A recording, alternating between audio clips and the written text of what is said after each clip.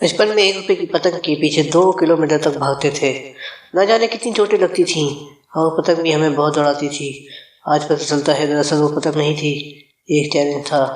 خوشیوں کو حاصل کرنے کے لیے دوڑنا پڑتا ہے، کیونکہ خوشیاں دکانوں پر نہیں ملتی۔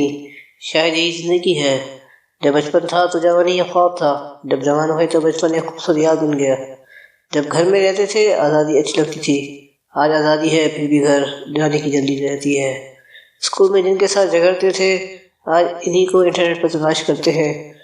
خوشی کس میں ہے ہوتی ہے یہ اب پتہ چلا ہے، بچپن کیا تھا اس کا احساس اب ہوا ہے، جب ہم اپنی شرٹ میں ہاتھ چھپاتے تھے اور لوگوں سے کہتے پھرتے تھے دیکھ سکتے ہیں نے اپنے ہاتھ جادو سے ہاتھ غائب کر دیے۔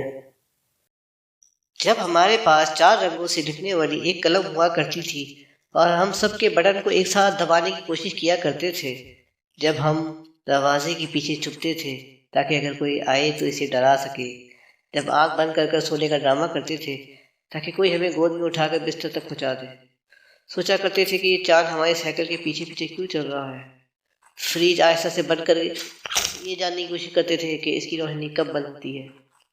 بچپن میں سوچتے تھے کہ ہم بڑے کیوں نہیں ہو رہے، اور اب سوچتے ہیں ہم بڑے کیوں ہو گئے۔ کہانی کو ضرور آگے شیئر کریں ناظرین، کمنٹ باکس میں اللہ کے 99 ناموں میں سے ایک نام ضرور ٹائپ کریں۔ جزاک اللہ خیر کثیرہ۔